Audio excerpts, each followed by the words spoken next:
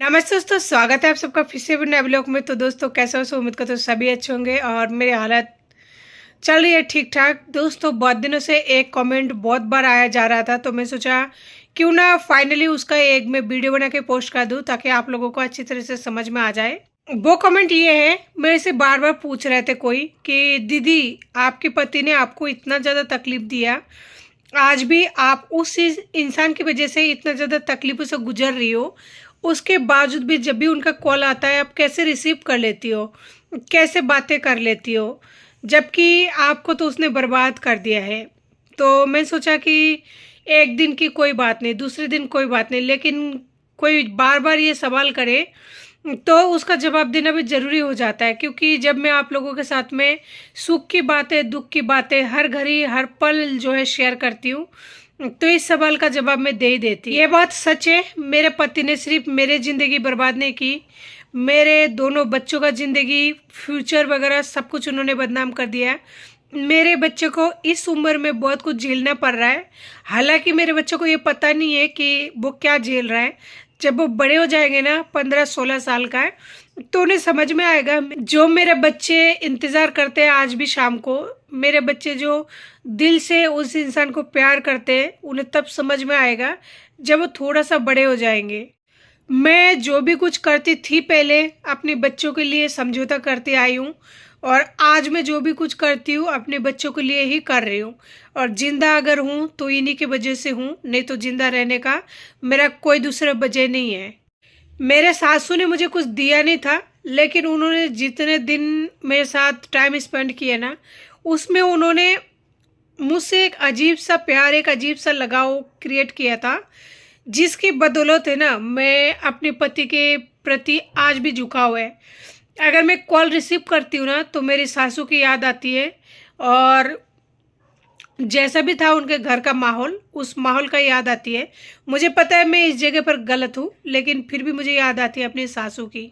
इसके अलावा भी मेरे पति के कुछ कही हुई बातें हैं, उनकी कुछ यादें हैं। अगर कोई इंसान यानी दोनों पति पत्नी 15-16 साल एक साथ गुजरते हैं ना, तो उसमें कुछ अच्छी यादें होती है और कुछ बुरी यादें होती है। बुरे यादें, अच्छी यादें जब तक इंसान जिंदा रहते हैं, भले ही वो अलग होते हैं, वो दुनिया में आगे बढ़ चुका है, मैं तो आगे नहीं बढ़ी हूँ ना, तो मुझे जब तक जिंदा रहूँगी वो यादें आती रहेगी। और उसी की वजह से शायद हो सकता है दिल से मैं उनको माफ़ भी कर दी हूँ। मेरे सासू ऐसा कहा करती थी, पूजा जब तक किशोर का शादी नहीं हुआ था ना, मैं बहुत ही ज़्यादा चिंता में थी। जब उसका शादी हो गया है ना, अब मैं टेंशन फ्री हूँ। तो मैंने पूछा कि मम्मी क्यों? कहते हैं उसको रोटी बना के देने वाली कोई आ गई है ना, तो मैं एक बोझ से मुक्त हो गई हूँ। कहती है कि नहीं तो मैं चैन से है ना मर भी नहीं पाती, और मैं अगर इस दुनिया में कभी नहीं रहूँ ना, तो मेरे बेटे का ख्याल रखना।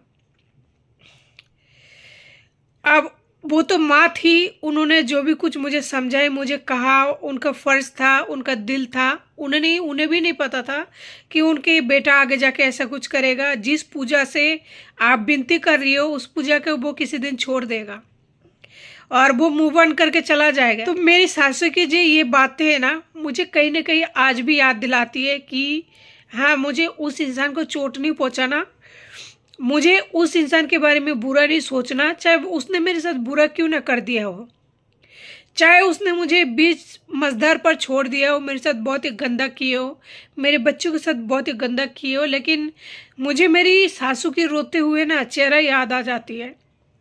और छोटू की तरफ जब देखती हूँ ना, सब ऐसे बोलते हैं छोटू का फेस उसके पापा की बिल्कुल हूबहू है, कहते हैं बस वो बड़ा है ये छोटा है। बस ये सारी बातें हैं जिसकी वजह से मैं उस बंदे को इतना ज़्यादा मतलब तकलीफ में शायद आगे भी नहीं देख पाऊंगी, क्योंकि मेरे सासू के रोता हुआ चेहरा नज़र आ जाता है। अगर मेरी जगह आप लोग भी होते ना, अगर कोई इंसान यानी उनके माँ अगर आप लोगों के भी हाथ पकड़ के इस तरीके से बोलते कि मेरे बेटे का ध्यान रखना, अगर मैं मर जाऊँ तो वो उनका आखिरी शब्द थी, तो फिर क्या आप लोग कभी चाह कर भी उस इंसान को मतलब सोच सकते थे उनके बारे में बुरा? मुझसे नहीं होता है। बस यही वजह है, जब वो कॉल कर लेते हैं ना तो मैं रिसीव कर लेती हूँ। मुझे पता है वो दो गाली देते हैं, मुझसे बात तक नहीं करना पसंद करते हैं, ब्लॉक कर रखा है। बस यही वजह है, मेरे दिल में उनके प्रति कोई भावना नहीं है नफरत का। बस सिर्फ़ और सिर्फ़ मैं इतना चाहती हूँ, जो मेरा हक है, जो दोनों बच्चों का हक है, बस वो मेंटेनेंस वो दे दे, तो मुझे कोई दिक्कत नहीं है। मुझे नहीं पता कब तक मिलेगा या कब से मिलेगा, या मिलेगा भी नहीं कि नहीं मिलेगा, लेकिन बस मेरी इतनी सी उम्मीद है। बाकी मुझे उनसे कोई मतलब नहीं है। जो इंसान आगे बढ़ चुका है वो बढ़ जाए, जो जाना चाहता है जा सकता है, कोई पाबंदी नहीं है मेरी तरफ से। रही बात मेरी माफ़ करने की, मेरी तरफ से, मेरे दिल की तरफ से उनको माफ़ करने की, तो जब वो साथ रहते थे ना, जो शुरू के 1-2 साल थे, तब जैसे कभी बैठ के बात वगैरह किया करते थे, तो पता है क्या बोलते थे? कहते थे, पूजा मेरे साथ भी ना बहुत ज़्यादा टॉर्चर हुआ है, मैंने भी बहुत कुछ सहा है। होते ना नए-नए में पति पत्नी बैठ के बात करते, तो हम भी बातें किया करते थे। तो उस टाइम की बात है। कहते थे, मेरी माँ है ना भाभी के पास भेज दी थी। किसी भी कारणवश, चाहे उनकी माँ ने उनकी भाभी के पास भेज दी थी, और उनकी भाभी के उस टाइम बच्चे थे, बच्चे हो चुके थे बड़े बड़े भाई साहब के। मेरे सास के 10 बच्चे थे, जिनमें से बड़े बड़े भाई साहब की शादी हो चुके थे।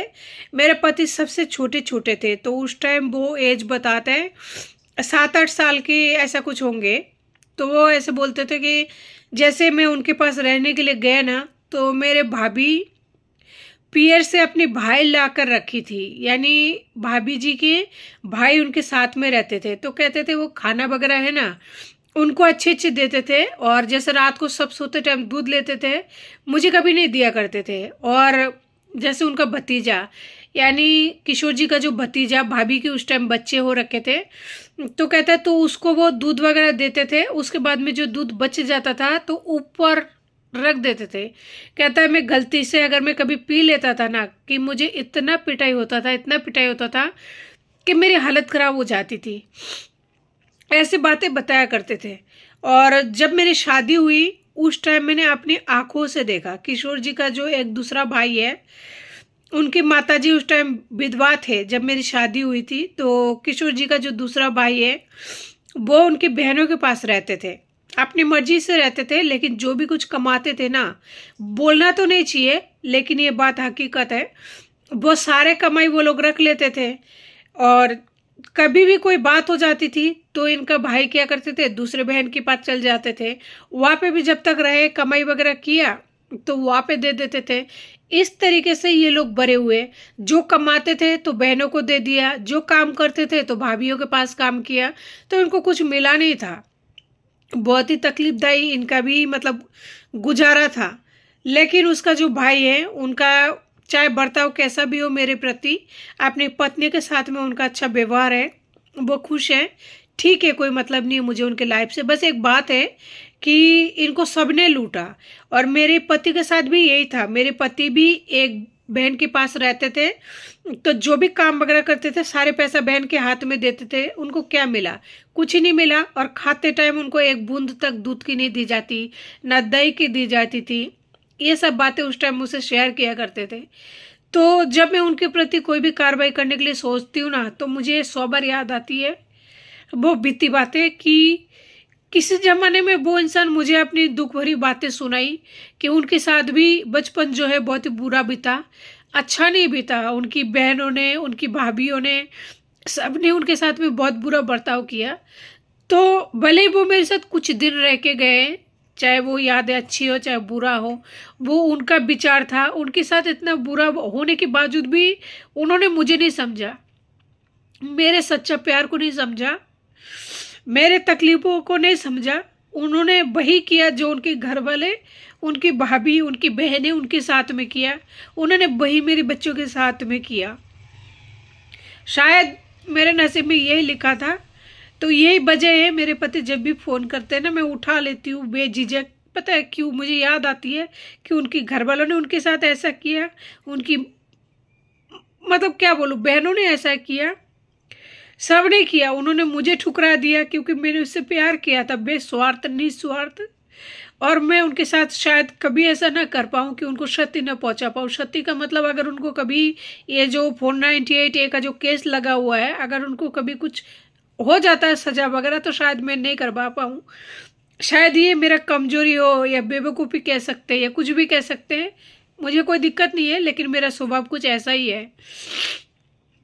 तो यही कुछ वजह है जहाँ मैं अपने पति को चाह कर भी मतलब कार्रवाई चाहे तो खुद ही डिले करवा रही हूँ या जानबूझकर नहीं कर रही हूँ, या फिर कुछ भी वजह आप लोग समझ सकते हैं।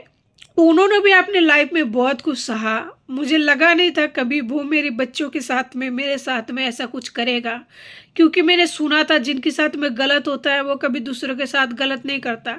मेरे साथ बचपन से जन्म से गलत हुआ है, इसलिए मैं इस चीज़ को देख चुकी थी। मैं उनकी दर्द को महसूस कर पाती थी, आज भी महसूस करती हूँ, लेकिन उन्होंने मुझे महसूस नहीं किया। कोई बात नहीं, वो जहाँ है मेरे दिल से आज भी उनके लिए यही दुआ निकलते हैं कि खुश रहे।